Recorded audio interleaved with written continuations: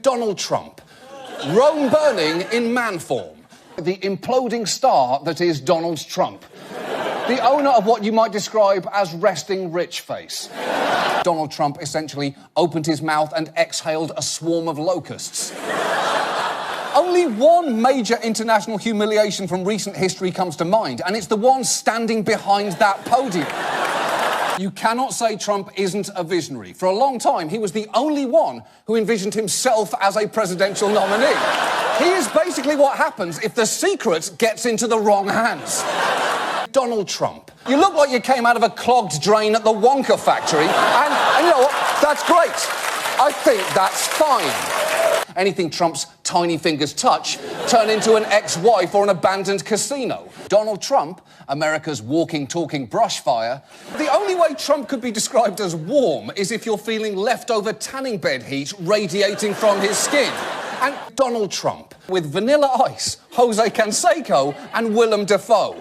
And what is Donald Trump if not a mixture of the authenticity of Vanilla Ice, the likability of Jose Canseco, and the terrifying facial expressions of Willem Dafoe? But Budweiser beer is a lot like Trump. They're both known for their terrible taste and frothy heads.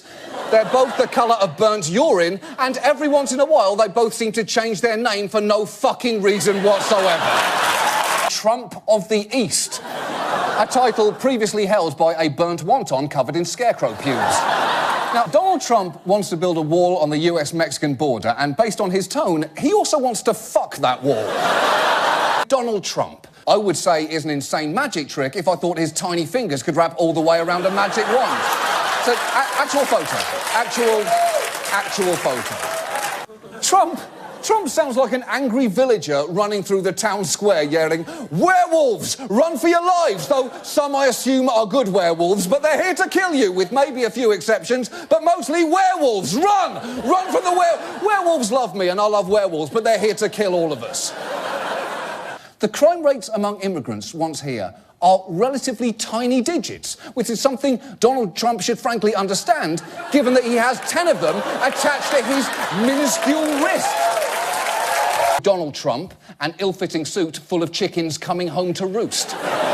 Strap in, because we're in for a bumpy ride, folks. Donald Trump is one flaming guitar player away from turning this campaign into Fury fucking Road. But Donald Trump. Even as primary voters embrace Trump, the Republican establishment is rejecting him like a transplanted organ, which is fitting, as Trump does resemble a kidney dropped on the floor at a Supercut. He referred to my hands. If they're small, something else must be small. I guarantee you there's no problem. I guarantee it. That's right. Donald Trump just talked about his dick during a presidential debate.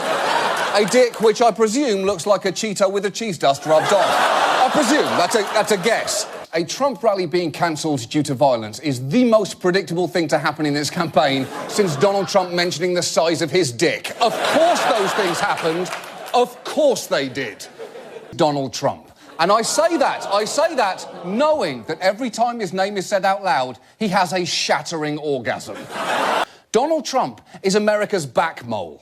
It may have seemed harmless a year ago, but now that it's gotten frighteningly bigger, it is no longer wise to ignore it. Trump. It's the sound produced when a mouthy servant is slapped across the face with a wad of $1,000 bills. Trump. It's the sound of a cork popping on a couple's champagne anniversary, the date renovations in the wine cellar were finally completed.